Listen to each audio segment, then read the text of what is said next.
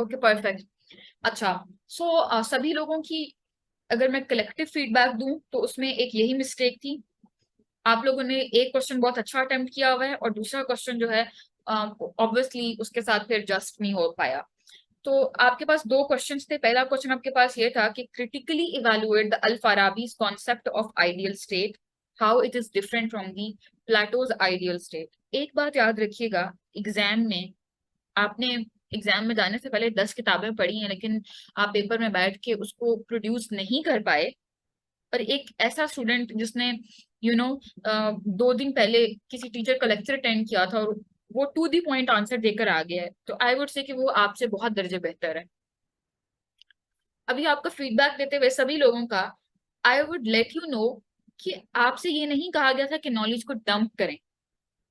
Remember one thing, dumping the knowledge on the paper is something else, and what examiner asked, statement को dissect करके उसका answer देना is something else। इसलिए मैं बोलते हुए भी इस चीज को एम्फोसाइज कर रही हूँ कि dumping the knowledge is something else. आपको अल फाराबी का कॉन्सेप्ट ऑफ आइडियल स्टेट बहुत अच्छे से मैंने पढ़ाया हुआ है। आई एम वेरी श्योर कि सभी लोगों को, जो भी मेरे स्टूडेंट हैं उन सब लोगों को ये फिंगर टिप पे है। अब मैंने क्वेश्चन की नेचर को थोड़ा सा चेंज कर दिया, जैसे ही कि how it is different from the Plato's ideal state. यहाँ पे नारिश, अगर आप क्लास में मौजूद हैं तो मुझे बताइएगा कि वेटेज कौन से वाले पार्ट की ज्यादा है, critically evaluate the al-Farabi's concept of ideal state और how it is different from the Plato's ideal state. इसमें से वेटेज किसकी ज्यादा है? आप दोनों में से किसको कितनी वेटेज देती हैं? Because the question has a 2 parts. Ma'am दोनों की बराबर है। ओके, 50-50% है। परफेक्ट हो गया। जी ठीक है, मैम। अभी आपका पेपर देखते हैं।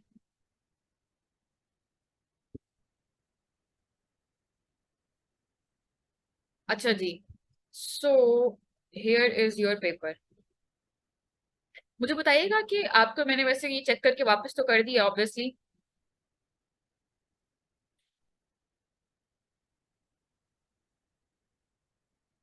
Can you please let me know नारिश, की मैंने आपसे फाराबी की जो कॉन्टेक्स्ट है वो पूछी थी? जब मैंने पूछी ही नहीं है तो why did you write here the context of the al Farabi's ideal state? There is no need of it. ठीक है, एग्जामिनर ने आपसे जो मैम पूछा है, आपने कहा था जब।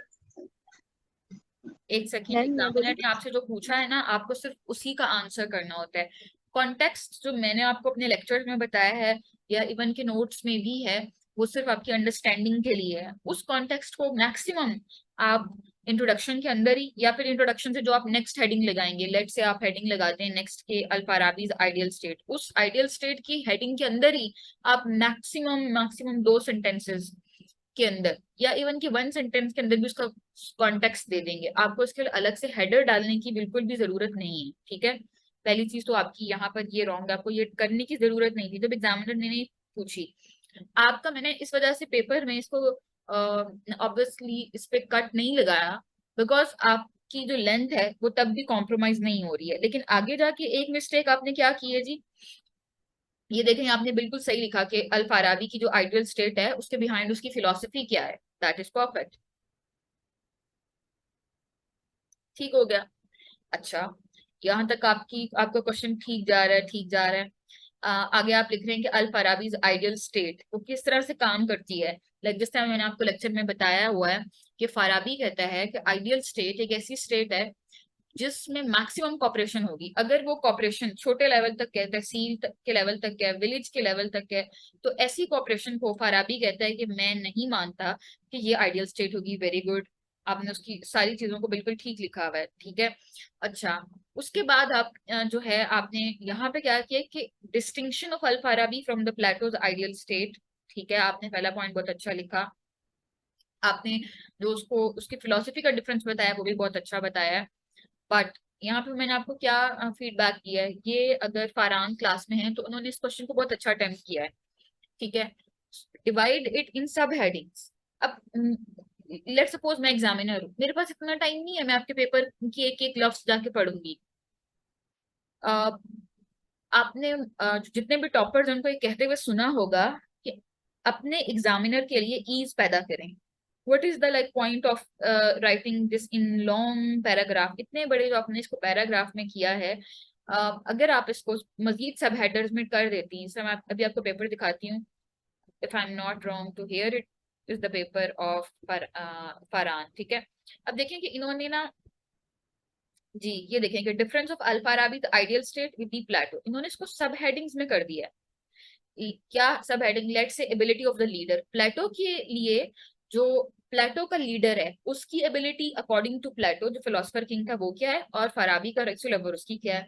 फिर उन्होंने कहा कि नेम ऑफ द लीडर में डिफरेंस है। फिर उन्होंने क्या कहा है यहाँ पर कि properties prevailing in the society, Plato के लिए आइडियल स्टेट की प्रॉपर्टीज क्या होनी चाहिए और फराबी के लिए क्या होनी चाहिए, ये उसने बताया हुआ है, ठीक है। फिर अमाउंट ऑफ द लीडर उसने वो बताई हुई है, justice and love in the society. अगर आप इसको इस तरह से,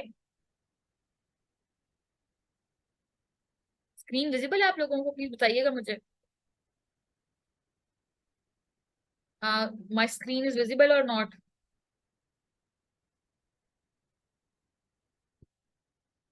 अच्छा, आप मुझे बताइएगा नादिश, आपको समझ आ गई है कि what I am trying to say? आपने कहाँ जी पे मैम। मिस्टेक की है? आप पीछे से जी क्वेश्चन मैम। को बहुत अच्छा लेकर आई हैं, वेरी गुड। कॉन्टेक्स्ट अगर आप ना लिखती तो कोई फर्क नहीं पड़ रहा ना उससे। अगर आप उसे जस्टिफाई जी मैम। कर पाती हैं एट द एंड, अगर आप इस तरह से उसके सब हेडर्स में करती, क्योंकि मैंने आपसे क्लास के स्टार्ट होने से पहले काउंटर क्वेश्चन क्या किया है, यही मेरा क्वेश्चन था आपसे, क्या कि क्वेश्चन के कितने पार्ट्स हैं। यू टोल्ड मी कि क्वेश्चन के दो पार्ट्स हैं, एंड देन मेरा आपसे काउंटर क्वेश्चन ये था कि दोनों पार्ट्स की वेटेज कितनी है। यू टोल्ड मी कि मैम दोनों पार्ट्स की वेटेज इक्वल है, ठीक है। सो आपने इसके साथ जस्टिफाई यहाँ पे नहीं किया, जो आपने उसका डिफरेंस बताया है ना, वो डिफरेंस से मुझे अपील नहीं किया टू बी ऑनेस्ट वो डिफरेंस।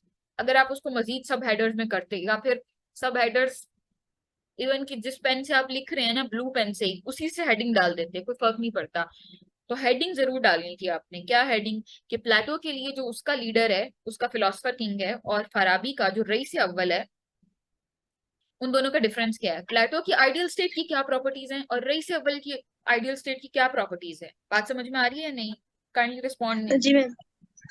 जी मैम आ रही अच्छा, बाकी आपने ठीक लिखा है कि अच्छा modern relevance of Al Farabi, ये मैंने आपसे यहाँ पे क्वेश्चन मार्क ये डाला है कि modern relevance of Farabi's ideal state's theory, सिर्फ आप मॉडर्न रेलिवेंस फराबी की क्यों दे रहे हैं यहाँ पे क्वेश्चन? खुद आपने मुझे क्लास के स्टार्ट में बताया कि दोनों के इक्वल पार्ट है, तो what's the point of like emphasizing on the one part? Can you like justify to me? अगर आप ये यहाँ पे मेंशन करती कि लेट से, if you could have mention it or you could have transformed this heading into the statement like this: modern relevance of the Al-Farabi's and Plato's ideal state in the contemporary world, तब आपकी heading justify होती, because you told me कि question दोनों जो है उनका equal weightage है। बात समझ में आ रही है कि नहीं? हमेशा जी याद मैम। रखिएगा जब भी आप कोई भी पेपर अटेम्प्ट करें, no matter it is political science और एनी अदर पेपर, आप मार्क वहां पे खाते हैं जब आप एग्जामिनर को वो नहीं लिख के देते जो एग्जामिनर आपसे पूछ रहा होता है। आपको जो पता है आप वो लिखते जा रहे हैं, and I am not like, if I am the examiner तो मैं बिल्कुल भी इंटरेस्टेड नहीं हूँ उस चीज को जानने में कि आपने पेपर में क्या क्या मजीद आपको चीजें पता है। मैंने मेरी सिर्फ कंसर्न ये है कि मैंने जो पूछा हुआ है आप उससे स्टिक रहे हैं या नहीं। और यहाँ पे गौर से देखें स्टेटमेंट को, critically evaluate al Farabi's concept of ideal state, how it is different from Plato's ideal state. 40 minute का सवाल अटेम्प्ट करते हुए 40 मिनट में एक सेकंड भी मैंने अपने क्वेश्चन से डेविएट नहीं करना, not like for a second मुझे क्वेश्चन से डेविएट नहीं करना। अगर जहां पे भी मैंने क्वेश्चन से डेविएट किया, समझ लें कि आपके लिए रेड फ्लैग है वो। अच्छा, उसके बाद आपने क्रिटिकल एनालिसिस किया, अच्छा था question, as a whole question आपका बहुत अच्छा था, that is why I gave you 12 marks. 12 highest marks होते हैं। फरहान का क्वेश्चन ये था, इनके 13 मार्क्स हैं इस क्वेश्चन में, जो कि हाईएस्ट है पूरी क्लास में, सबसे ज्यादा इस क्वेश्चन में इनके मार्क्स हैं 13। And he was asking me कि मैम आपने मुझे सिर्फ 13 नंबर दिए हैं, डू यू एक्सपेक्ट कि जो एग्जामिनर है वो आपको 20/20 दे देगा या इवन के 18 मार्क्स भी दे देगा? ऐसा कोई भी ऐसा मेंटोर, कोई भी ऐसा टीचर जो कि आपको 12 से ज्यादा नंबर देता है, मेरे ख्याल में वो आपके साथ बहुत बड़ी नाइंसाफी करता है। नो मैटर आपका पेपर जितना भी अच्छा है, और अगर एग्जामिनर एट द एंड आपको जाके जो है वो किसी भी तरह से 12 मार्क्स से ज्यादा देकर कहते हैं कि ओके जी ये आपने मॉक अटेम्प्ट किया, इसमें आपके 80 मार्क्स हैं, मेरे ख्याल में वो आपके करियर के साथ सबसे बड़ा खिलवाड़ कर रहा है वहां पर। So for me 13 marks is the highest marks, ठीक है, इससे ज्यादा आ ही नहीं सकते हैं। अच्छा, so next question was your explain the Bentham's greatest happiness of the greatest number. अब गौर करिएगा कि मेरा क्वेश्चन जो है वो greatest happiness of the greatest number, मुझे टारगेटेड आंसर करना है। तो ये बाकी लोगों के लिए भी है, जिन लोगों ने टेस्ट अटेम्प्ट किया था और जिन लोगों ने बेशक टेस्ट अटेम्प्ट नहीं किया, हमेशा स्टिक टू दी स्टेटमेंट रहना है। The other important thing is, आपको क्लास में नो मैटर मैंने जितनी मर्जी हेडिंग्स बनाना सिखाई नहीं है, आपने क्या करना है जी कि आपकी हेडिंग्स याद रखिएगा क्वेश्चन के अंदर से ही निकलनी चाहिए। बात समझ में आ रही है आपको नारिश? जी मैम। तो ये एक आर्ट है ना। अब ऑब्वियसली एग्जामिनर आपको एक नया क्वेश्चन देगा, लेकिन मेरी मुझे जब मेरे जो पिछले बैचेस के स्टूडेंट हैं और जिन्होंने अभी एग्जाम दिया, उनका रिजल्ट अभी आना था 31st को और अभी नहीं आया, when obviously after attempting the paper, तो वो मुझे कॉल करते, कुछ स्टूडेंट मैसेज करते हैं, वो क्या कहते थे, मैम एग्जाम हॉल में बैठ के हमें हमारे माइंड में आपकी आवाज गूंज रही थी, तो आपने हमें बार बार कहा था stick to the statement, stick to the statement, statement पे स्टिक रहना है, स्टेटमेंट के अंदर से हेडिंग्स निकालनी है। मैम आपकी आवाज हमारे कानों में उस टाइम पे भी गूंज रही होती थी। अच्छा, सो again the context for the Bentham's theory of the utilitarianism with regard to the great happiness, this heading मैंने इस बाकी लोग भी देख लें, ये हेडिंग बहुत क्रिस्पी और बहुत अच्छी हेडिंग है। अगर नारिश यहाँ पे जस्ट मेंशन करती है कि कॉन्टेक्स्ट ऑफ द बेंथम्स थ्योरी, तो मैं यहाँ पे एक बड़ा सारा क्रॉस लगा देती, because that is not needed. Now what she has written, again आप देखें कि उन्होंने अपनी हेडिंग को जो क्वेश्चन है बेसिकली उनका, उसके साथ डायरेक्टली लिंक किया है। दैट इज वाई वो बेंथम की जो ऑब्वियसली फिलोसफी है ग्रेटेस्ट हैप्पीनेस की, उसके साथ उसको क्या कर रही है, डायरेक्टली लिंक करी। So that is why it was totally okay. Theory of utilitarianism, ये आपने अच्छा क्वेश्चन अटेम्प्ट किया था। एक चीज यहाँ पे मिसिंग है, let me check. Human nature ठीक हो गया।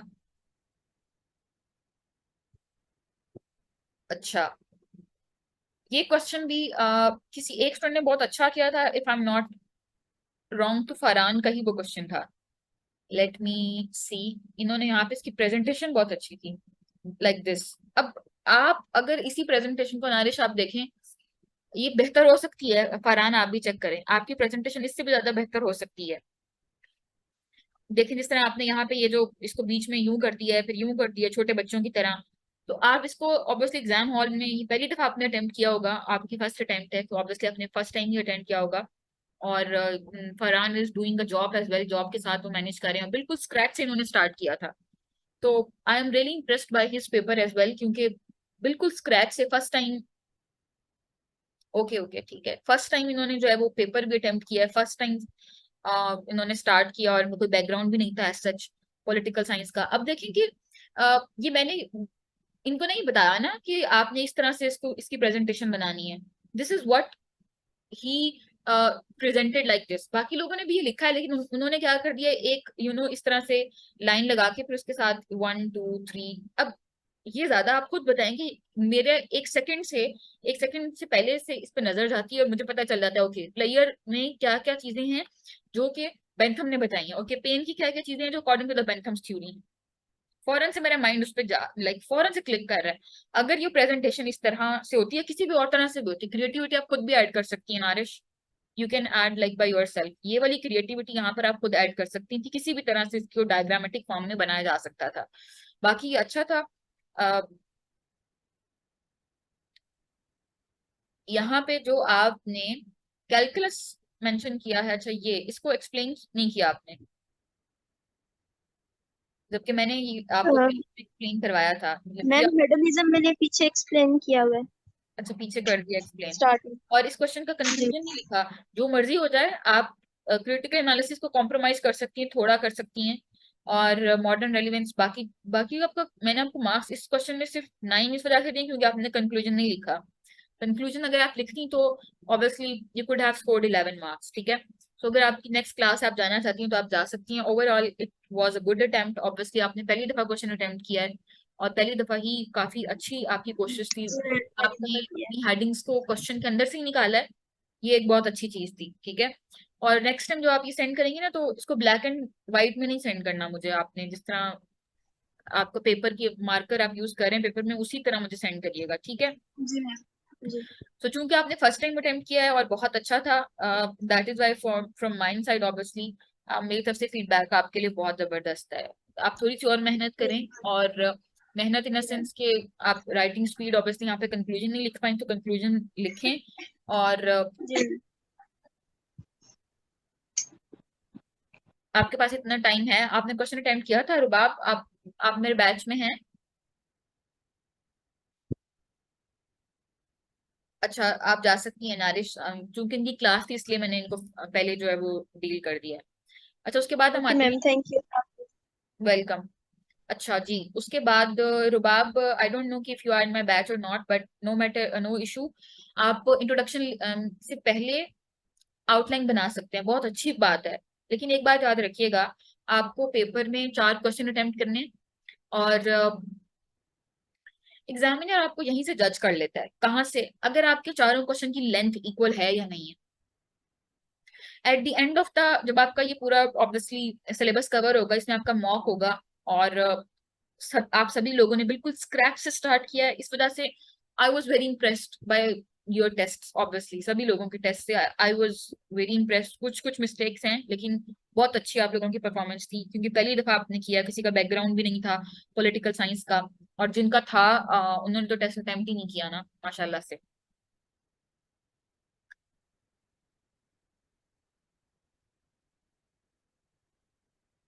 आप आउटलाइन बना सकते हैं बिल्कुल, लेकिन आउटलाइन के साथ साथ आपके पास इतना टाइम मौजूद होना चाहिए कि आप क्वेश्चन को जस्टिफाई कर पाए एट दी एंड, ठीक है। लेट्स से अगर आपने पहला क्वेश्चन 8 पेजेस का किया है, तो आपके चारों के चारों क्वेश्चन 8 पेजेस के होने चाहिए। तो मैं यही बात बता रही हूँ आपको, एग्जामिनर आपको यहीं से जज कर लेता है, आप सारे क्वेश्चंस को इक्वल वेटेज दे पा रहे हैं या नहीं दे पा रहे। इनकेस अगर आप इक्वल वेटेज नहीं दे पाते, तो आपको यहीं से जज कर लेता है कि आप एक, लेट से आपने एक पूरा जो है वो डिस्ट्रिक्ट चलाना है, आपको असिस्टेंट कमिश्नर बनाया जाता है, तो आप उसके साथ जस्टिफाई होंगे भी या नहीं। आप पेपर में 4 क्वेश्चन का जस्टिफाई नहीं कर पा रहे, तो how it would be possible, ठीक है। तो there is no as such criteria. कुछ लोग हेडिंग्स भी नहीं लगाते पेपर में, ट्रस्ट में। दे आर लाइक, हमने तो पेपर में ना कोई हेडिंग बनाई है और ना ही हमने कोई पेपर में चार्ट बनाया है, लेकिन they scored very well marks. तो उनका एक्सेप्शनल केस होते हैं। I can not say much about this, there is no as such criteria. हाँ, लेकिन अगर आप आउटलाइन बनाते हैं, आउटलाइन बनाकर आप उसको जस्टिफाई कर पाते हैं, तो वो बहुत अच्छी चीज है। अच्छा, अब हम आते हैं फरहान के पेपर की तरफ। सो इनका पेपर बहुत अच्छा मुझे लगा। Farhan, next time please use the marker, ठीक है। Concept of al Farabi's ideal state, यहाँ पे जो आपने मेंशन किया ना, इसके लिए मार्कर यूज करना है, ठीक है आपने। और बाकी बीच में आप पॉइंटर ये वाला यूज कर लें, ब्लैक। अच्छा, सो एक आपके पेपर की अच्छी चीज ये थी कि आपने काफी सारी सब हेडिंग्स डाली, एग्जामिनर के लिए बहुत आसानी कर दी है। दूसरी बात ये कि ये जो इतनी बारीक लाइंस वाला पेपर जो है ना, वो एग्जाम में नहीं होता। सो नेक्स्ट टाइम जब आप लिखें, तो वो जिस तरह उर्दू वाली लाइंस का वाला पेपर होता है एग्जाम में, जो शीट होती है वो उर्दू वाली लाइंस वाली होती है, क्योंकि आपकी राइटिंग बड़ी है, तो ये थोड़ा कंजस्टेड सा हो रहा है। वही वाली शीट्स यूज करिएगा। और नेक्स्ट थिंग इज कि आपने मार्कर यूज करना है, ठीक है, हेडिंग्स के लिए। अच्छा, सो आपका जो ये आपने ये लिखा है ना, qualities of the head of the state with respect to Al Farabi, ये आपने क्यों यहाँ पे मेंशन किया? इसकी कोई जरूरत नहीं थी। मैंने यहाँ पे लिखा है कि जिस चीज की जरूरत ना हो, वो आपने नहीं करना है एट दी एंड, ठीक है। देयर वाज नो नीड, जितना आपसे पूछा गया है उतना ही आप एग्जामिनर को बताएं। इसके बगैर भी आपका क्वेश्चन बहुत अच्छा अटेम्प्ट हुआ हुआ है, क्योंकि अगेन क्वेश्चन की स्टेटमेंट जरा वापस जाके चेक करें। Question statement is critically valuate al Farabi's concept of ideal state. उसने ये नहीं कहा कि आइडियल स्टेट में रूलर का भी बताएं। अगर क्वेश्चन सिर्फ और सिर्फ फाराबी पे होता, सिर्फ फाराबी पे ही 20 नंबर का क्वेश्चन होता, तब आप इसमें जो लीडर था उसकी, रईस अव्वल है, उसकी प्रॉपर्टीज भी मेंशन करते तो अच्छी बात थी, यहाँ पे जरूरत नहीं थी। उसके बाद ये मैं आपको ऑलरेडी इसका फीडबैक दे चुकी हूँ, क्योंकि आपने डिफरेंस के लिए बहुत क्रिएटिविटी यहाँ पे यूज की है। So very well done Farhan. अच्छा, सो ये जो 13 मार्क्स की आपने मेरे से एक क्वेश्चन पूछा था कि मैम सिर्फ 13 मार्क्स, कोई मिस्टेक भी नहीं है। 13 marks is the highest marks, और किसी भी टीचर को जिस इवन की अकेडमीज में भी जो मॉक्स भी आप दे रहे होते हैं उनको भी 13 मार्क्स से ज्यादा नहीं देने चाहिए। ये बहुत गलत करते हैं टीचर्स बच्चों को ना। आई हैव सीन के 16 मार्क्स दिए होते हैं। मुझे बताएं कि क्या कभी आपने वाकई में इतने नंबर 16 नंबर अगर आपके आ रहे हैं 4 सवालों में और आपकी 18 लेट से एमसीक्यूज ठीक हैं, कभी आपने देखा है किसी का 80 स्कोर आया हो? Like have you ever seen 80 score? मैंने तो आज तक नहीं देखा। ये कोई एफएससी या बीएससी का पेपर तो नहीं है ना कि आपका जो है वो 95 मार्क्स आ रहे हैं। मैथ्स का पेपर तो नहीं चल रहा। So the point here is कि आपको अगर 12 से 13 नंबर मिल रहे हैं तो इस चीज में मजीद बेहतरी लाने की कोशिश करें, फीडबैक की तरफ गौर किया करें, ना कि मार्क्स की तरफ। तो 13 marks from my side is highest marks, ठीक है। अच्छा, उसके बाद यहाँ पे जो था वो explain the Bentham's greatest happiness of the greatest number. अब मैंने यहाँ पे इसको हाईलाइट इसलिए किया हुआ है, ये जो लाइन मैंने यहाँ पे ऑब्वियसली रेड से लगाई है, इसका मतलब यहाँ पर ये है कि इट मीन्स जो क्वेश्चन में पूछा गया आप उसको एड्रेस यहाँ पे करें। तमाम लोग इस बात को गौर से सुन लें। आप क्लास में प्रेजेंट हैं फरहान? जी मैम, सुन रहा हूँ मैं। ठीक है। अच्छा, तमाम लोग इस बात को गौर से सुन लें। जो एग्जामिनर ने क्वेश्चन आपसे पूछा होता है ना इंट्रोडक्शन में, introduction is the summary of your whole question का आंसर। आई रिपीट, इस बात को कहीं लिख कर लगा लें अपने स्टडी टेबल के ऊपर। Introduction is the summary of your whole answer. Introduction किसी भी फिलोसोफर का, लेट से आपके पेपर में कश्मीर इशू आता है उसका, लेट से आपके पेपर में 18th अमेंडमेंट आ जाती है, लेट से आपके पेपर में सी पैक आ जाता है, उसका बैकग्राउंड और कॉन्टेक्स्ट नहीं है। बात समझ में आई कि नहीं आई? आपने यहाँ पे कॉन्टेक्स्ट ऑफ द थ्योरी लिख कर यहाँ पे ना एग्जामिनर का मूड खराब कर दिया है। इंट्रोडक्शन की हेडिंग जस्ट जरूरी थी और मैंने यहाँ पे लाइन इस वजह से लगाई है कि आपका आंसर यहाँ से स्टार्ट हो रहा है। इट मीन्स के जो आंसर है वो आपके क्वेश्चन को एड्रेस यहाँ से कर रहा है कि Bentham at the time given theory of greatest happiness, greatest number क्यों दी, उसकी रीजन क्या थी, उसका बैकग्राउंड क्या था, उसमें 1-2 लाइन में उसको यहाँ बता देंगे। So introduction is your summary of the whole answer. इस बात जो आपने पूरे अपने आंसर में लिखना है उसको आपने एक पैराग्राफ में उसकी प्रेसी बना के छोटा सा आपने एग्जामिनर को दे दिया कि ओके मैंने आंसर ये करना है। तो मेरा आप अगर इंट्रोडक्शन पढ़ते हैं, मेरा इंट्रोडक्शन पढ़ के आपको ये पता लग जाएगा कि मैंने पूरा आंसर क्या किया हुआ है। ये बाकी लोग भी गौर से इस बात को सुन लें। उसके बाद प्लेयर थ्योरी आपने बताई है, प्रिंसिपल ऑफ यूटिलिटी बताया है, दैट इज वेरी गुड। ये जो प्रेजेंटेशन थी मजीद बेहतर हो सकती थी। अ, अभी इसमें थोड़ी सी इंप्रूवमेंट आ सकती है। Next time use markers I told as well. अच्छा, उसके बाद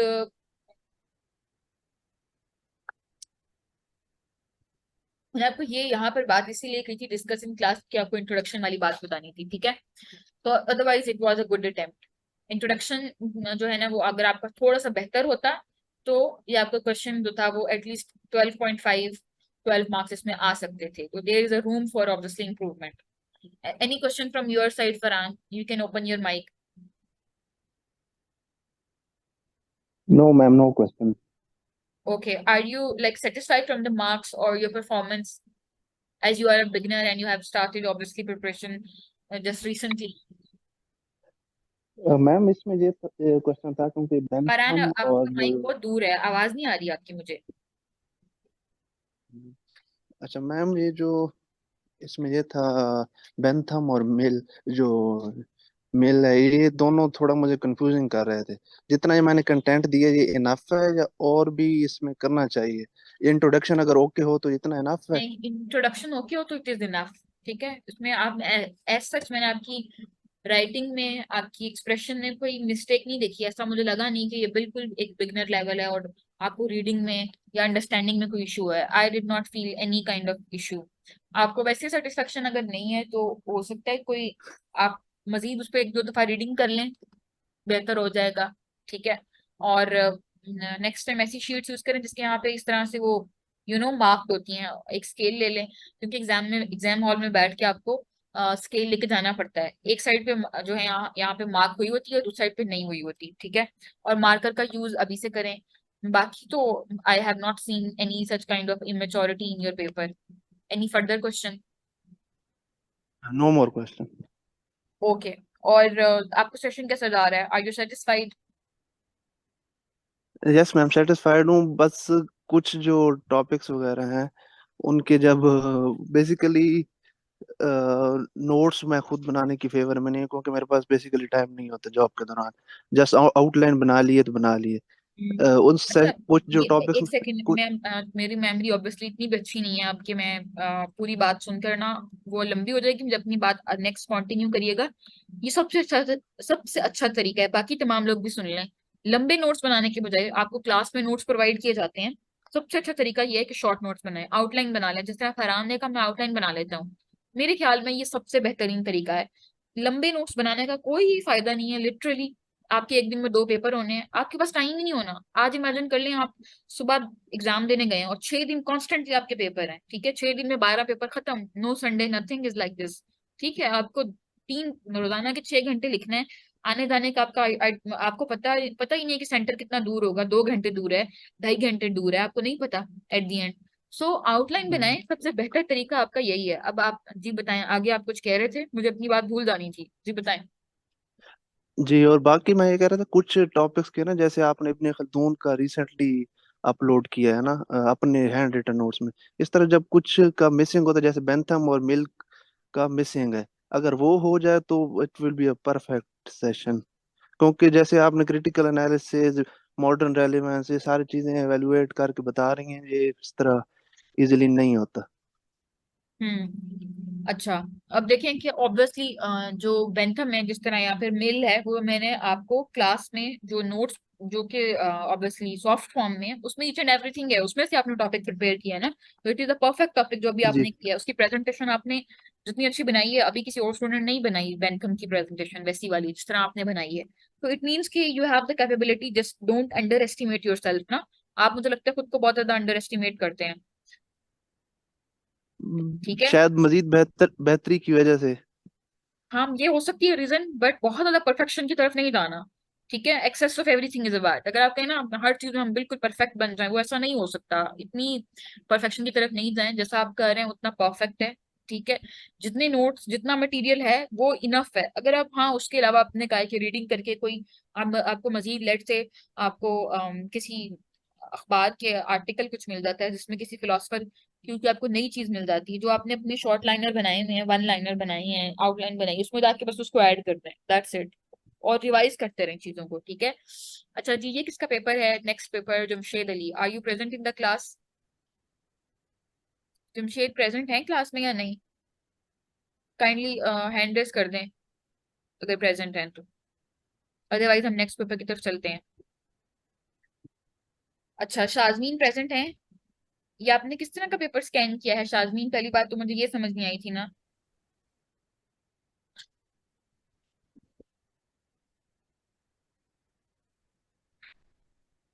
पेपर नेक्स्ट टाइम प्लीज थोड़ा सही से स्कैन करें. इसमें मुझे इसमें चेक करने में बहुत ज्यादा, इसको बहुत बड़ा बड़ा जूम करके मुझे इसको चेक करना पड़ा है.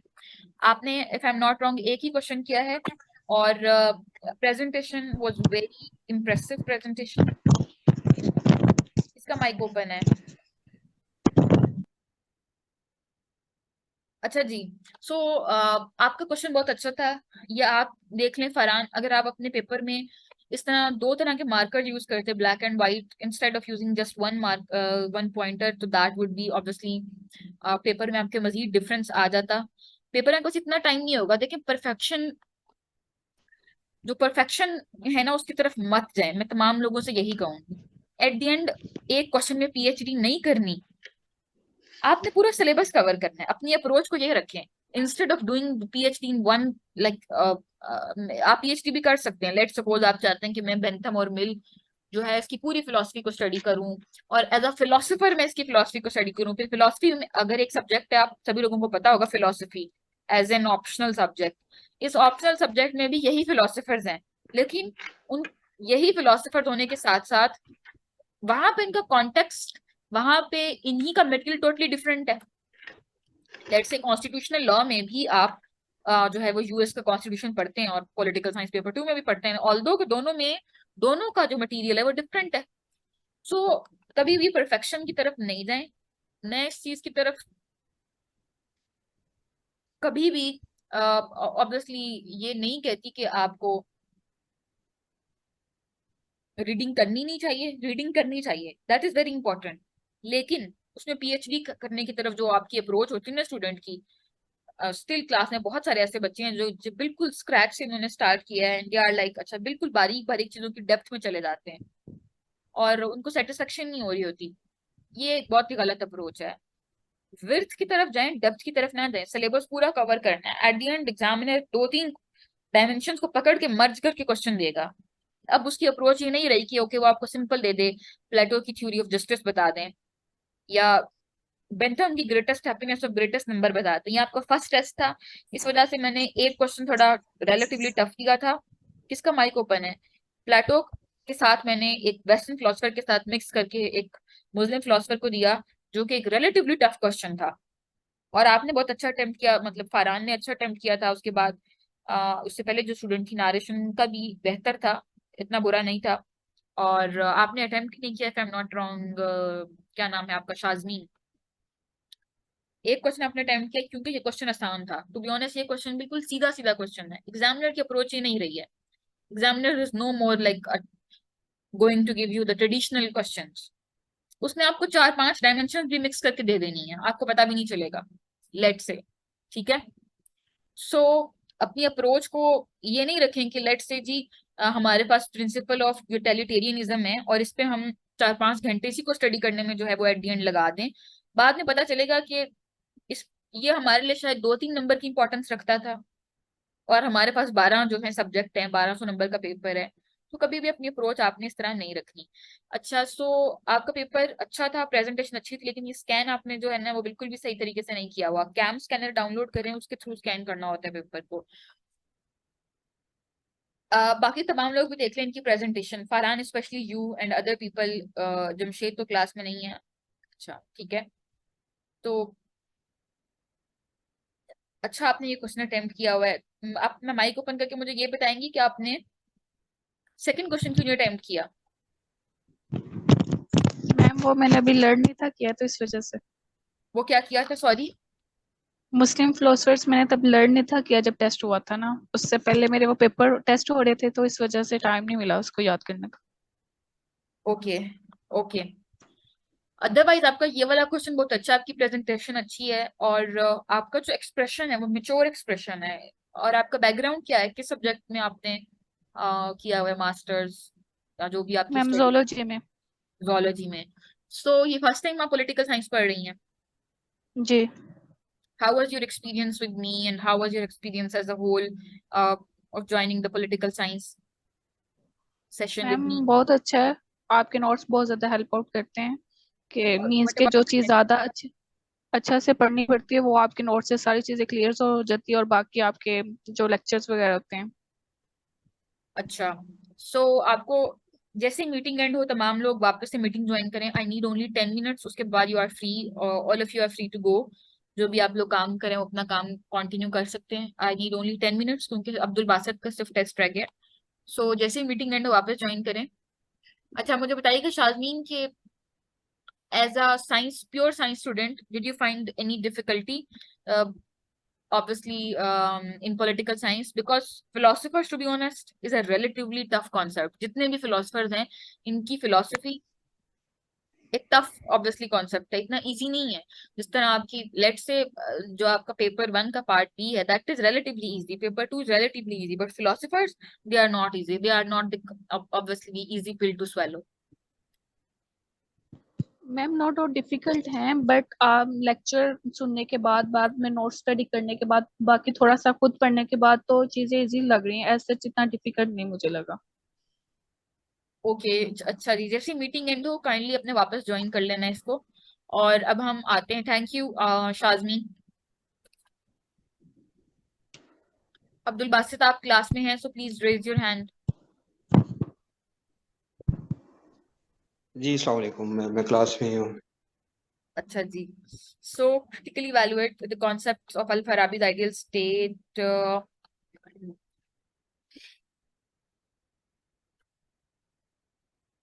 again the same mistake. What was the point of modern relevance of Al-Farabi's theory? मुझे आप क्वेश्चन वापस से यहाँ से रीड करके आप क्वेश्चन की स्टेटमेंट को रीड करें एक सेकंड के लिए, मेरे सामने मीटिंग एंड हो तो आई रिपीट वापस से ज्वाइन कर लीजिएगा, आई नीड ओनली 10 मिनट्स। ये स्टेटमेंट को आप मुझे जरा रीड करके बताएंगे अब्दुल बासित?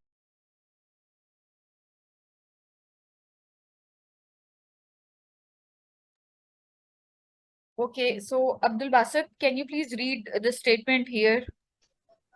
Question जी number ma'am. 1. Critically evaluate Al-Farabi's concept of ideal state, how it is different from Plato's ideal state. Now you need to answer me how many parts this question has. Ma'am अगर इसकी बात करते हैं हम weightage के हिसाब से, तो अकॉर्डिंग टू माय परसेप्शन मुझे लगता है कि इसमें हम जो अल-फराबी है इसको कुछ 60 to 70% हमने इसको क्लियर कवर करना था, वेरएज जो प्लेटो है इसकी निस्बत, क्योंकि इसमें पहली जो इसमें स्टेटमेंट है उसमें उसने अल-फराबी का कॉन्सेप्ट पूछा, दूसरे में फिर उन्होंने इसी कंसेप्ट को एम्फसाइज करते हुए ये पूछा कि ये स्टेटमेंट इस स्टेटमेंट से कैसे चेंज है। तो अकॉर्डिंग टू माय परसेप्शन मुझे लगता है कि ये इसलिए शायद इसकी वेटेज ज्यादा होनी चाहिए। बाकी अगर ऐसा नहीं है तो मुझे आप काइंडली क्लियर कर दें। Okay, so ऐसा नहीं है, sometimes it apparently it deceive like this ना, एग्जामिनर हमें जो है वो एक ट्रैप करने की कोशिश कर रहा होता है। अगर आपकी जगह कोई और भी बिगनर, वैसे तो तमाम लोग ही बिगनर हैं क्लास में, there is no one like, कोई रिपीटर नहीं है और सभी ने स्क्रैच से ही स्टार्ट किया हुआ है। So the point here is के दोनों पार्ट्स की इक्वल वेटेज है यहाँ पर। एग्जामिनर को नहीं इस बात से गर्ज कि आप बिगनर हैं या आपने जो है वो कब स्टार्ट किया था। एग्जामिनर के लिए आप एक प्रिपेयर, तमाम सिलेबस प्रिपेयर करके ही ऑब्वियसली एग्जाम हॉल में पहुंचे हैं। सो अकॉर्डिंग टू हिम उसने कहा कि critically valued al-Farabi's concept of ideal state full stop, how it is different from Plato's ideal state. तो दोनों क्वेश्चन के जो पार्ट्स हैं उनकी इक्वल वेटेज है, दे आर 50-50%। ठीक है, अच्छा अब आते हैं आपके पेपर की तरफ। सो यहाँ पर आपने जो ये चीज मेंशन करी है ना, modern relevance of Farabi's theory, there is no need of this, like only Farabi की जरूरत नहीं, you could have mention like this modern या कंटेम्प्रेरी। द रेलिवेंस आप ये लिख सकते थे, बेशक मॉडर्न का वर्ड ना यूज करें, relevance of al-Farabi's and Plato's ideal state not theory. क्योंकि मैंने आपसे क्या कहा, जो आपका क्वेश्चन है ना पार्ट, आपने अपने आंसर का उसमें से कुछ ना कुछ निकालना है। तो आप क्या लिखेंगे कि रेलिवेंस, लेट से कुछ और भी हो सकता था आप, लेकिन एट द एंड स्टेटमेंट को हिट करना है, relevance of al-Farabi's and Plato's ideal state in the contemporary world. Did you get my point? जी मैम, मैं सुन रहा हूँ आपको। अच्छा जी, उसके बाद एक चीज तो ये कि अपनी राइटिंग थोड़ी इंप्रूव करें, कोशिश करें अपनी राइटिंग को बेहतर करने की। ये जो आपने पूरा यहाँ पर इंट्रोडक्शन लिखा, ये आपको जो क्लास में बताया जाता है या वैसे भी हर फिलोसोफर का बैकग्राउंड बताया जाता है, उसका कॉन्टेक्स्ट बताया जाता है, या बताया जाता है कि वो पैदा कहाँ हुआ and obviously at that time क्या कॉन्टेक्स्ट था। जो बताएं कि आपने जो आइडियल स्टेट क्वेश्चन में पूछा गया उसको कहाँ पे, यहाँ पे मुझे ऐसी कोई लाइन नजर नहीं आई जिसमें आपने ये बताया हो एक्सेप्ट दिस लाइन, ठीक है, एक लाइन के अलावा। बेसिकली कि वो आइडियल स्टेट का कॉन्सेप्ट देता क्या है, आइडियल स्टेट उसकी है क्या, और वो प्लेटो से किस तरह से डिफरेंस है। नेक्स्ट टाइम आप सभी लोग अपने स्टडी टेबल पे ये चीज लिख के लगा लें, introduction is the mini answer of your whole answer. Introduction is the mini answer, is a precise answer of your whole answer. आपका जो पूरा आपने क्वेश्चन का आंसर देना है ना, उसकी समरी है introduction. Introduction context, introduction background हरगिज नहीं है। इन अदर वर्ड्स, मैं सादा अल्फाज में अगर आपसे बात करूं बिल्कुल लेमैन की लैंग्वेज में, तो ये जो आपका पूरा क्वेश्चन है ना, इस क्वेश्चन का to the point answer in 5 to 6 sentences, जो कि आपके पेपर का आधा पेज बनता है, एक पैराग्राफ बनता है, जो एग्जामिनर ने क्वेश्चन पूछा हुआ है सिर्फ उसका आंसर, डायरेक्ट आंसर, और वो आंसर जो कि आपने पूरा ऑब्वियसली जिसके 7-8 पेजेस लिखने हैं उसकी समरी, उसको मैं समराइज करके एक पैराग्राफ में लिख दूं, तो that is the introduction. Is it clear? Ji.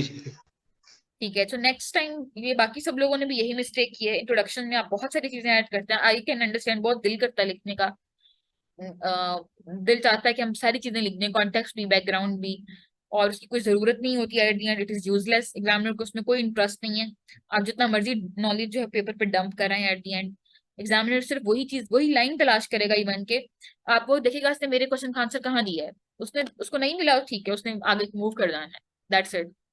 Al-Farabi's concept of ideal state, that is a good heading। उसके बाद glance at the Plato's concept of ideal state, okay, बिल्कुल ठीक है। अब आपने जो comparison किया, that is good। Features of the ideal state of Al-Farabi, इसकी as such कोई, इसको आपको पहले स्टार्ट करना चाहिए क्योंकि ये क्वेश्चन का फर्स्ट पार्ट था, इफ यू रिमेम्बर, ये क्वेश्चन का यहाँ पे फर्स्ट पार्ट है, critically evaluate the concept of ideal state. अच्छा चलिए यहाँ पे भी कर दिया, तो as such कोई इशू नहीं है। और again if Farhan if you are comfortable, तो आपका आपका जो क्वेश्चन है क्या इसको आप खुद ही बल्कि शेयर कर दीजिएगा, if you are comfortable in sharing with other people. देखिए कि ये मैं आपको उनके क्वेश्चन दिखाती हूँ, यहाँ पे इन्होंने क्या किया है। अब आपका बैकग्राउंड क्या है फरहान, आपने किस सब्जेक्ट में, बैकग्राउंड क्या है आपका? मैम मैंने सिविल इंजीनियरिंग की हुई है। साइंस की स्टूडेंट है ना, ऑब्वियसली सोशल साइंसेस के नहीं है। सो देखिए हाँ जी। अब्दुल बासित, आप यहाँ पर इन्होंने हेडिंग्स लगाई हैं, ठीक है, this is what examiner wants. इन्होंने difference of the al-Farabi's ideal state of the Plato, जब आपने एक दफा पूरी एज यू सेड कि मैंने फराबी की आइडियल स्टेट बता दी, उसके बाद आपने एक मेन हेडर यहाँ पे डालना है, लेट से मैं इसको नाम दे देती हूँ 2 का, ठीक है, दिस इज 2, फिर ये मेरा 2.1 हो जाएगा, या ए भी है तो ठीक है, ठीक है, कोई इशू नहीं है ए लिखने में भी, या 2.1 2.2। एबिलिटी ऑफ द लीडर में क्या डिफरेंस है दोनों का, फिर नेम ऑफ द लीडर में आपकी अंडरस्टैंडिंग के अकॉर्डिंग, एज सच मैं आई एम नॉट सेइंग कि यही हेडिंग्स कॉपी कर लें, ठीक है, इसके लेट से if I were writing at that time, तो I could have written like this कि the ideal state of the Plato's ideal state and the Farabi's ideal state, that's it, मेरी ये हेडिंग हो जाती, ठीक है। मैं फिर दोनों की प्रॉपर्टीज बता देती एक ही हेडिंग के नीचे, ये एक हेडिंग लगाती मैं इस तरह से, फराबीज, इसका नाम होता है लेट से ए, और इसका क्या नाम होता है, Farabi's ideal state properties, Farabi's and Plato's ideal state properties. तो मैंने ऊपर ऑलरेडी लिखा हुआ कि ये डिफरेंस बता रही हूँ मैं, इसके नीचे मैंने दोनों का इस एक पैराग्राफ के अंदर दोनों के डिफरेंस बता दिए। फिर मैंने दूसरे नंबर पे क्या कहा, लेट से लीडर्स, लेट से जी, अब ऑब्वियसली हेडिंग सोच के बनानी होती है, अब मैं इसमें कोई रटी तो नहीं हुई,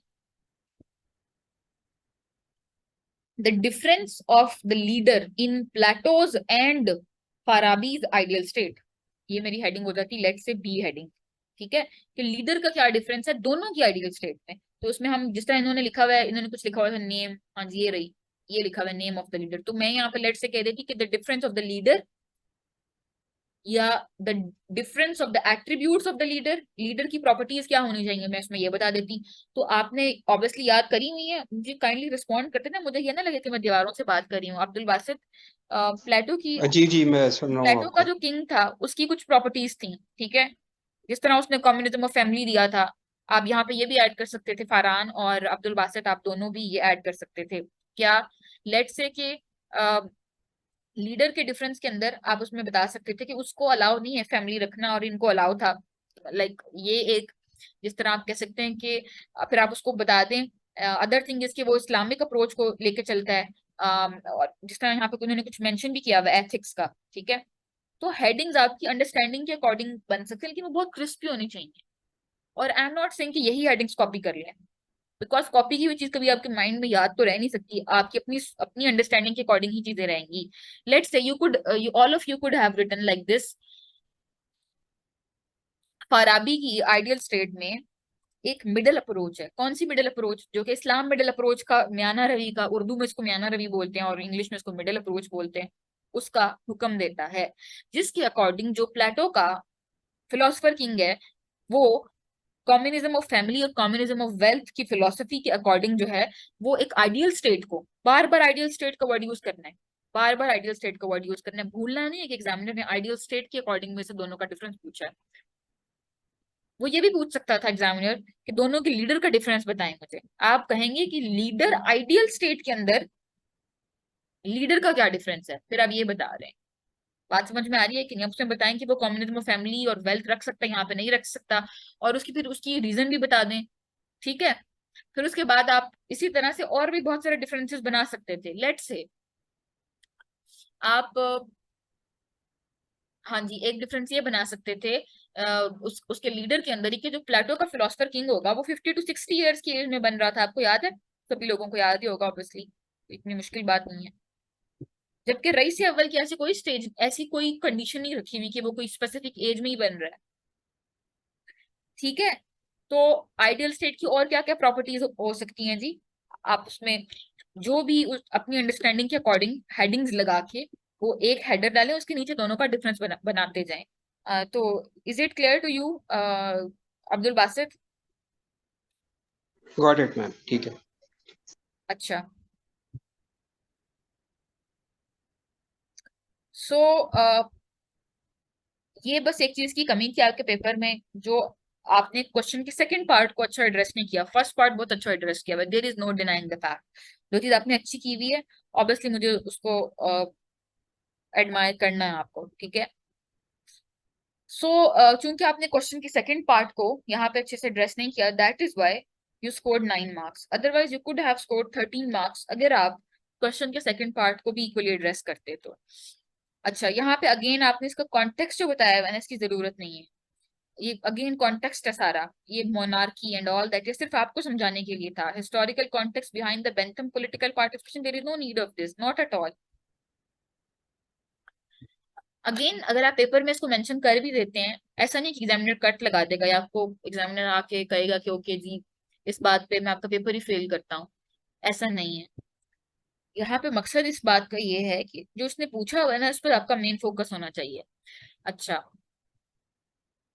जो इसकी प्रेजेंटेशन है ना, लिस्ट ऑफ द प्लेयर्स की, it could have been like this, not exactly like this. आप अपनी क्रिएटिविटी के अकॉर्डिंग से किसी और तरह भी बना सकते हैं, लेकिन ऐसी ना करें। लाइक सिंपल जो अपनी इसको लाइंस में लिखा है ये ना करें।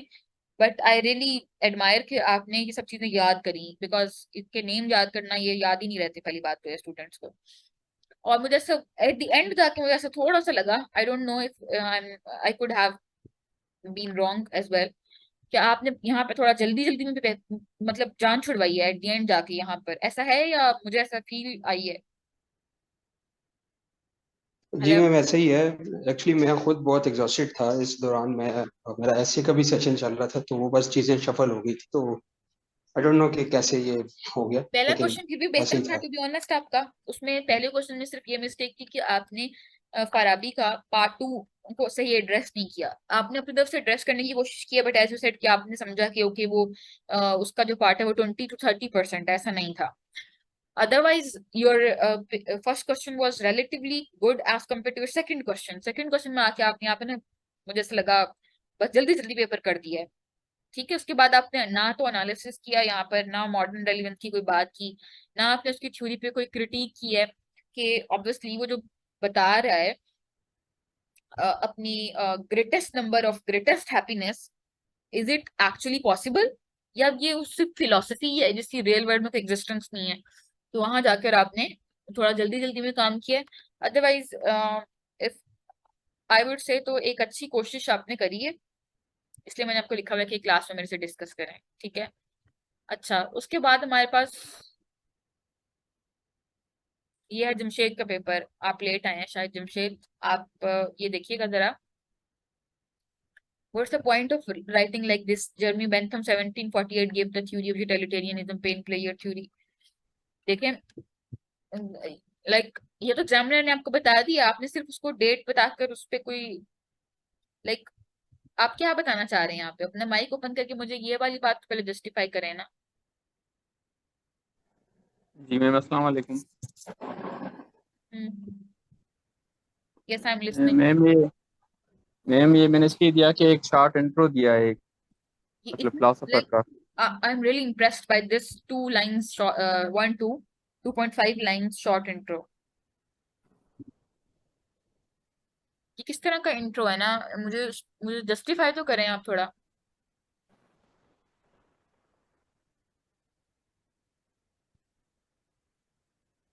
अच्छा, वैसे आगे जाके आपने अच्छा लिखा है जी जी जमशेद, जी जी मैम। आगे जाके जी आपने जी मैम। अच्छा लिखा है, बट यहाँ पर ना It was आप my first time, ma'am. It was my first time. I haven't tried any attempting any question. It was my first time, ma'am. अच्छा चले, कोई कोई मसला नहीं है, कोई मसला नहीं है। जी जी बात यह है कि देखें, आपको आपको जो बाकी पेपर्स भी शेयर किए गए, लेट्स से कि अभी मैंने आज आई अटेम्प्टेड जी दिस जी last night, to be honest, around जी शायद सुबह के 4 बज गए थे, तब मैंने ये आपको अटेम्प्ट किया है। जो इब्न खल्दून का इंट्रोडक्शन जाके रीड करिएगा, ठीक है सभी लोग। जी जी अब वो इंट्रोडक्शन एक स्पेसिफिक क्वेश्चन के लिए है, और वो क्वेश्चन असाबिया का है, इंट्रोडक्शन उसी के लिए है, ठीक है। क्योंकि एग्जामिनर पूछता ही इब्न खल्दून का असाबिया की थ्योरी है। बात समझ में आ रही है कि नहीं? तो इंट्रोडक्शन उसी के कॉन्टेक्स्ट में ही है। वो जो इंट्रोडक्शन आपने सभी लोग जाकर आज उसका कंक्लूजन और इंट्रोडक्शन, ये दोनों चीजें आपने लाजमी रीड करनी है, ठीक है। उसके अलावा जमशेद, आपको ग्रुप में जी काफी मैम। सारे पेपर्स शेयर किए गए हैं जिसमें इंट्रोडक्शन और कंक्लूजन बहुत डिटेल से लिखा हुआ है। उनको एक दफा जी जाके जी मैम। वापस आपने, do you have a printer in your home? No no ma'am, मैं प्रिंट करवा लूंगा नहीं, बाहर से। मैंने बेसिक जरूरत नहीं है। अगर इफ यू आर कंफर्टेबल अच्छा। इन रीडिंग ऑनलाइन, वो जो क्या उसको बोलते जी हैं, सॉफ्ट में, जिस तरह अभी मैं आपका जी पेपर जी चेक कर मैम। रही हूँ सॉफ्ट में, इफ यू आर कंफर्टेबल, जी तो जी there is no need to print it, ठीक है। कभी हमें यस प्रिंट मैम। करके वो ब्लैक एंड व्हाइट समटाइम्स हमने ना, वो अच्छा नहीं लगता। तो एज यू आर कंफर्टेबल, मेरे कहने पे प्रिंट नहीं कराइएगा, जैसे आपको बेहतर लगता है वैसे करें। सो द पॉइंट इज जी कि जी इंट्रोडक्शन, लेट्स से प्लेटो का जाके आप खोल के देख लें नोट्स, उसके बाद अरिस्टोटल के देख लें, उसके बाद आप मोंटेस्क्यू के देख लें, मैकियावेली के देख लें, ठीक है, कार्ल मार्क्स के देख लें। There are so many like notes जिसमें इंट्रोडक्शन और कंक्लूजन देखेंगे किस तरह से लिखते हैं, ठीक है। और मैंने आपको सिंपल उसका रूल बताया है, introduction is your mini answer. जो आपने पूरा आंसर लिखना है जिसमें सब हेडिंग्स होंगी, उसका मिनी आंसर क्या होगा आपका, सॉरी मिनी जो वो, अगर मैं इसको प्रिसाइज कर दूं, उसकी प्रेसी बना दूं एक छोटी सी, तो वो क्या होगा, इंट्रोडक्शन होगा। समझ आ गई आपको? यस मैम, मैं समझ गया। मतलब आप कह रही हैं ना, इंट्रो में जैसे शॉर्ट ग्लिम्स होता है सारे आंसर का, जो एग्जैक्टली सिर्फ बेसिक एग्जैक्टली इन शॉर्ट आप वर्ड्स, इन आपने मिनिमम वर्ड्स इफ जाकर ना पॉसिबल। अभी इब्न खल्दून का इंट्रोडक्शन रीड करिएगा, ठीक है। जी जी जी जी मैम। तो ये जो कॉन्टेक्स्ट है इसकी तो जरूरत नहीं थी, बिल्कुल भी जरूरत नहीं थी ना इसकी। थ्योरी ऑफ, आपने यहाँ से स्टार्ट किया, क्वेश्चन ये ठीक था। उसके बाद अच्छा, हेडिंग्स ना एक वर्ड की कभी भी नहीं होंगी। प्रिंसिपल ऑफ, अच्छा या मैम। तो आप यहाँ पे लिख दें प्रिंसिपल ऑफ यूटिलिटी, और yes Bentham's ma'am. Principle of utility, ठीक है, तब ये ठीक है। एक वर्ड की हेडिंग आपने नहीं बनानी कभी भी। अच्छा जी, उसके बाद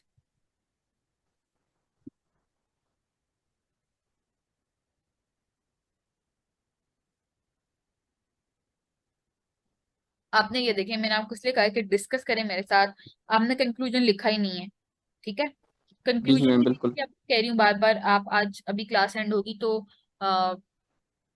इब्न खल्दून का जो मैंने आपको सेंड किया उसका सबसे पहले जाके कंक्लूजन रीड करें और इंट्रोडक्शन रीड करें, एंड चेक इट कि how precise it is. Then उसके बाद आप सबसे पहले प्लेटो का कर लें, क्योंकि प्लेटो आपका फर्स्ट फिलोसफर था, उसके नोट्स भी ग्रुप में आपके पास मौजूद हैं। आप जाके उसका इंट्रोडक्शन रीड करें और कंक्लूजन भी रीड करें, ठीक है। सो आपको आइडिया हो जाएगा व्हाट इज कंक्लूजन। कोई मुझे बताएगा व्हाट इज कंक्लूजन? कंक्लूजन भी आपका इंट्रोडक्शन ही, जिस तरह आपने इंट्रोडक्शन में एक छोटी स्नैपशॉट दी थी ना, एक मूवी का ट्रेलर दिया था, मूवी का ट्रेलर देखा है कभी किसी ने? बताएं यस मुझे, मैम। जमशेद आपने मूवी का कोई ट्रेलर जी देखा है जी वैसे?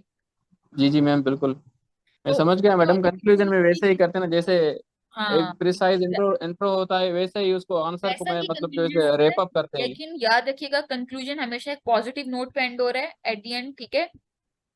Yes ma'am. I think ma'am जो brief form of the introduction, not like this brief form of introduction, नहीं ऐसा नहीं है।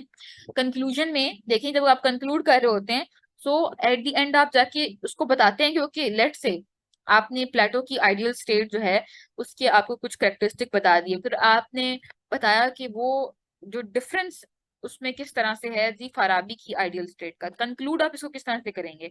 आगे जो मेरी पूरी डिस्कशन हुई है इससे ये साबित हो चुका है कि प्लेटो में ये डिफरेंस है और उसके जो प्लेटो की जो आइडियल स्टेट है उसका ये डिफरेंस है, फाराबी का ये डिफरेंस है, एंड देन दोनों की सिमिलैरिटीज ये हैं, एंड हेंस यहाँ से ये चीज कंक्लूड हो रही है, ये चीज साबित होकर कंक्लूड हो रही है, ठीक है। और वो क्या कंक्लूड हो रही है कि दोनों की आइडियल स्टेट जो है उसकी प्रॉपर्टीज सेम ही है, एक्सेप्ट जो है वो यहाँ पे डिफरेंस क्या है कि वो इस्लाम को बीच में ले आता है, और जो प्लेटो वो किसी मोरालिटी किसी एथिक्स की बात नहीं कर रहा, सिंपल इज दैट, ठीक है। अब आपने जो जो इंट्रोडक्शन लिखा था, इंट्रोडक्शन में आप उसका ट्रेलर दे रहे थे, जब कंक्लूड कर रहे हैं ना आप याद रखिएगा उसको एंडिंग है, और वो एंडिंग कैसे होगी कि जो बातें मैंने की एग्जामिनर को बताएं कि मैं इसको साबित कर रहा हूँ, मैं साबित कर चुका हूँ कि यही यही बातें, और एट द एंड जो उसकी स्टेटमेंट है ना उसको रिफ्रेश करना है। क्या स्टेटमेंट थी कि आइडियल स्टेट प्लेटो और फराबी की डिफरेंस क्या है, कंक्लूड करते हुए एग्जामिनर को बताएंगे हेंस मैं ये ऊपर साबित कर चुका हूँ कि दोनों की आइडियल स्टेट में ये डिफरेंस है, लिहाजा हेंस यहाँ पे उसको बता दें, या इट इज कंक्लूडेड एज, या in a nutshell it is stated as क्या, कि दोनों की जो आइडियल स्टेट है वो दोनों की आइडियल स्टेट दोनों के लिए जो है वो उसकी प्रॉपर्टीज सम और मोर एक्सटेंट एक जैसी हैं। हाँ, डिफरेंस मोरालिटी का आ जाता है, डिफरेंस एथिक्स का आ जाता है, डिफरेंस रिलीजन का आ जाता है, और एक्सट्रीम जो प्लेटो की थ्योरी है वो टू सम एक्सटेंट यूटोपियन है, उसको बताएं, जिसकी रियल वर्ल्ड में एग्जिस्टेंस पॉसिबल नहीं है, खुद प्लेटो भी नहीं देख पाया, जबकि जो फराबी थी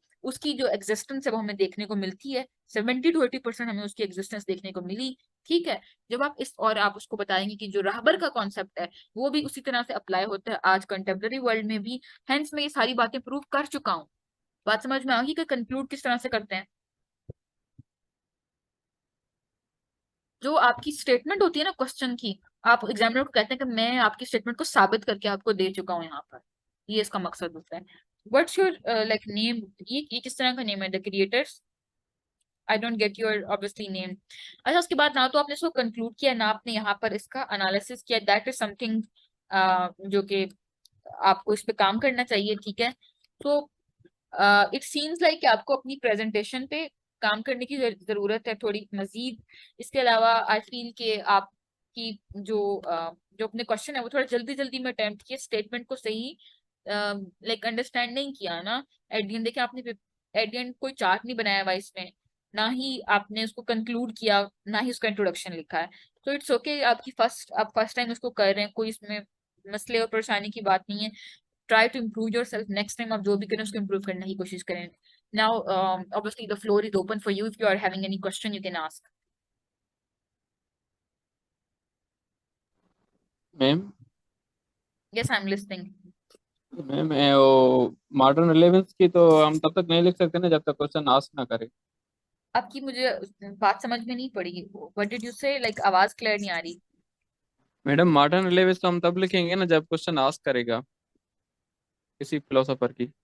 मॉडर्न, आपने क्या कहा है कि मॉडर्न रेलिवेंस हम तब लिखेंगे जब क्वेश्चन, क्वेश्चन पूछेगा मतलब हम तब नहीं लिखेंगे ना नहीं मैडम। नहीं नहीं नहीं नहीं नहीं नहीं, वो आपसे, मैं आपसे कहा था लास्ट टाइम भी, वो आपसे पूछे या ना पूछे, आप एक पैराग्राफ में, पैराग्राफ बहुत थोड़ा सा होता है, मैक्सिमम 60 वर्ड्स का, ठीक है, जिसमें आपकी 4 to 5 लाइंस आती हैं, उतनी सी आपने उसको जरूर बताना है मॉडर्न रेलिवेंस का, क्रिटिकल एनालिसिस का।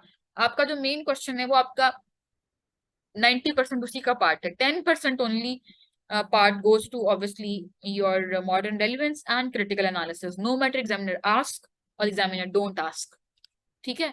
and this is the only thing that differentiates you from other students, बाकी लोगों से आपको differentiate कौन सी एक चीज करिए, ये चीजें तो हर किताब में लिखी हुई है, JWT की किताब में भी लिखी हुई है, कॉन्टेक्स्ट क्या होता है, बैकग्राउंड क्या होता है, एट द एंड क्या चीज नई है जो आपके पेपर को बाकी लोगों के पेपर से डिफरेंशिएट करती है, वो नई चीज मॉडर्न रेलिवेंस और क्रिटिकल एनालिसिस ही है। बात समझ में आ गई?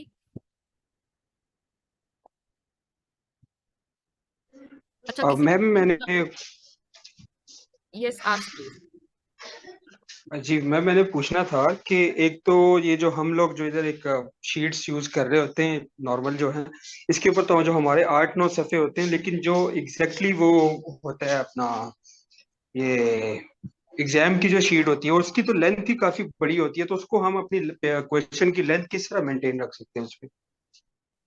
अभी आप ये पहला क्वेश्चन अटेम्प्ट किया है ना, तो एटलीस्ट जब आप कोई एटलीस्ट 2 मॉक्स अटेम्प्ट कर लेंगे, उसके बाद आप रिटन प्रैक्टिस डेली बेसिस पे भी करते रहेंगे, तो आपकी इतनी प्रैक्टिस हो चुकी होगी, ठीक है।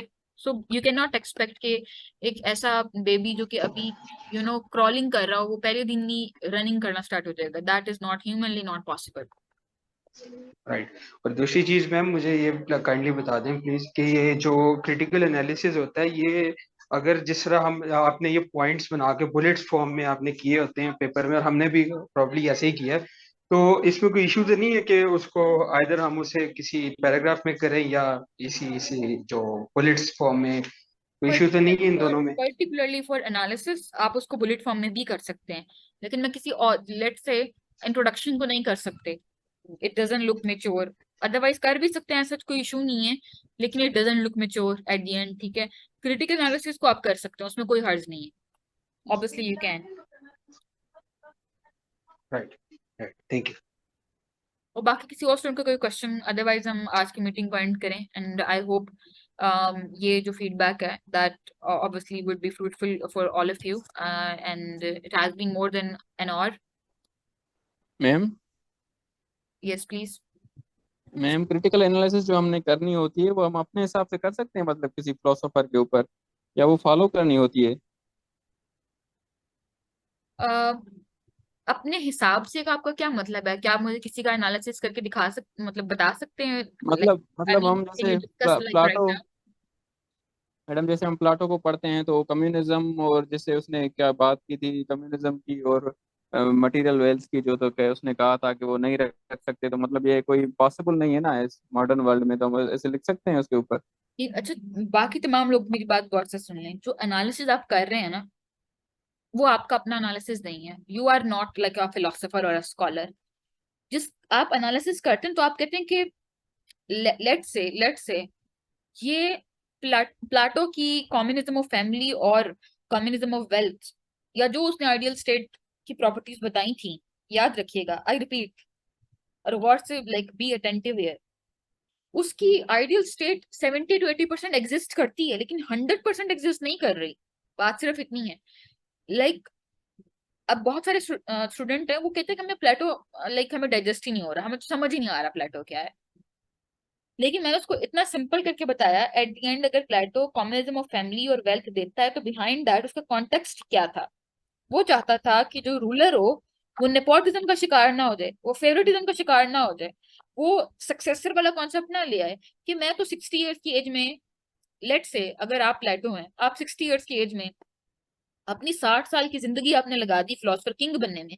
अभी आप आज देख लें कि 30 years अगर आप एक ब्यूरोक्रेट बनने में लगाएंगे तो eight the and obviously your choice will be कि हमारी जो नेक्स्ट जनरेशन है उसमें से कोई एक दो तो ब्यूरोक्रेसी में जरूर आए ना.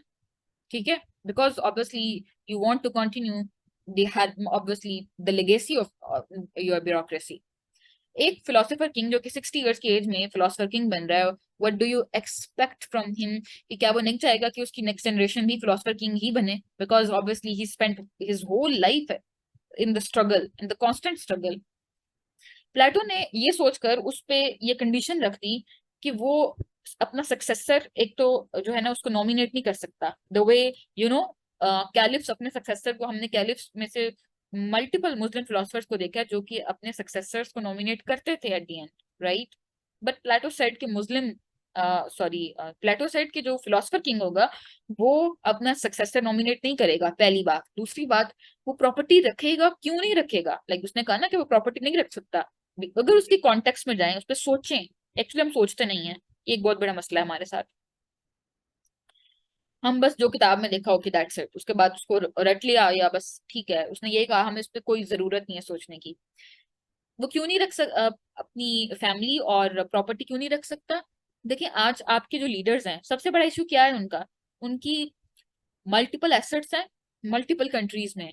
Obviously I can not name any of them, ना ही आपको पेपर में नाम लेना चाहिए. द पॉइंट हियर इज कि क्या इशू क्या आता है? करप्शन का.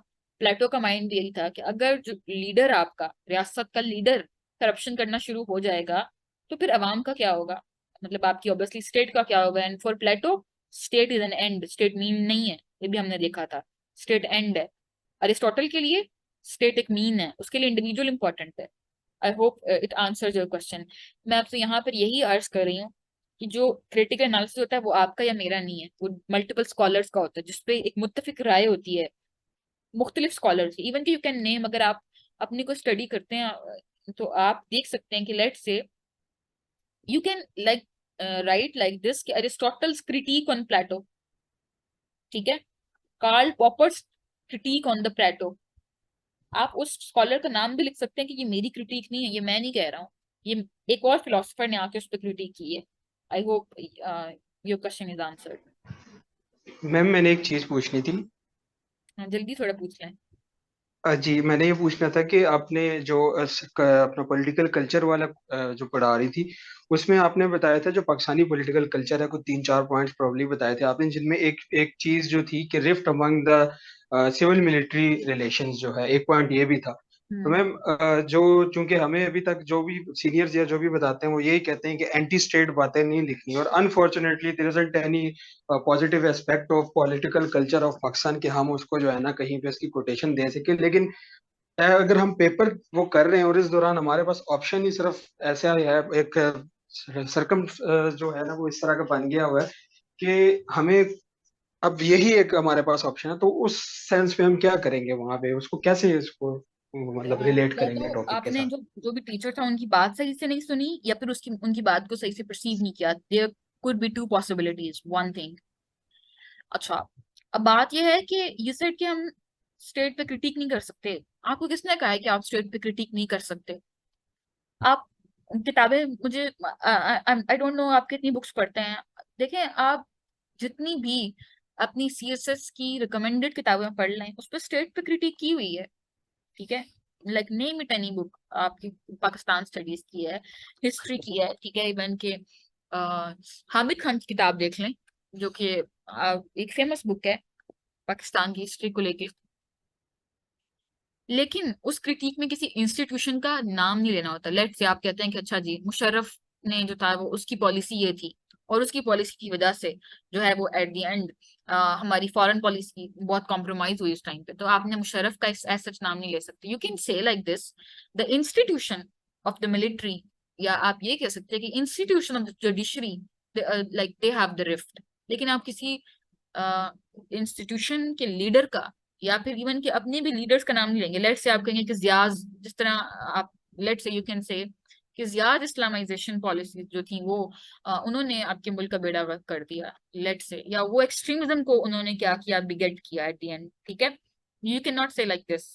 अब वो जिया ने जो भी पॉलिसीज की वो जिया की अपनी नहीं थी, वो पूरी स्टेट की पॉलिसीज थी, ठीक है।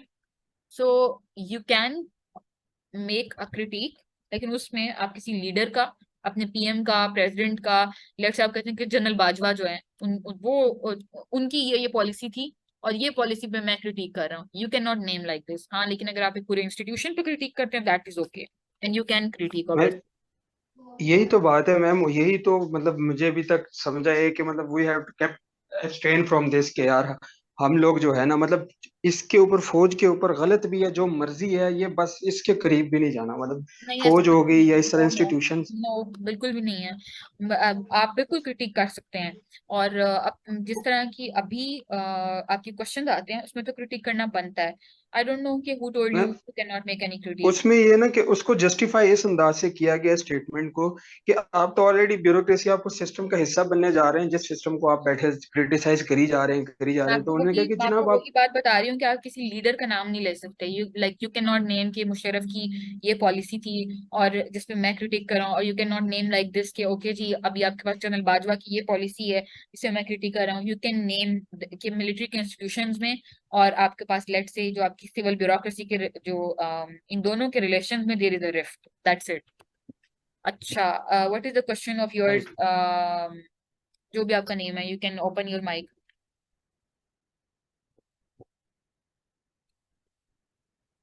द क्रिएटर्स, पहली बात तो ये कि आपको अपने नेम से ज्वाइन करना चाहिए था। आप क्वेश्चन पूछ लें, otherwise like only 4 minutes are left.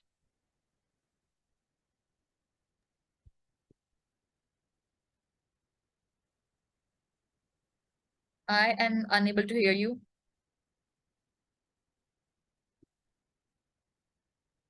बाकी लोगों को इनकी आवाज आ रही है?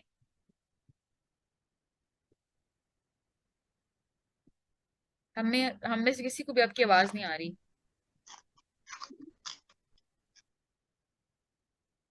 सो हमें आपकी आवाज नहीं आ रही है जी। Anyways, take care of yourself, and I'm signing off. I hope this feedback obviously would be fruitful for all.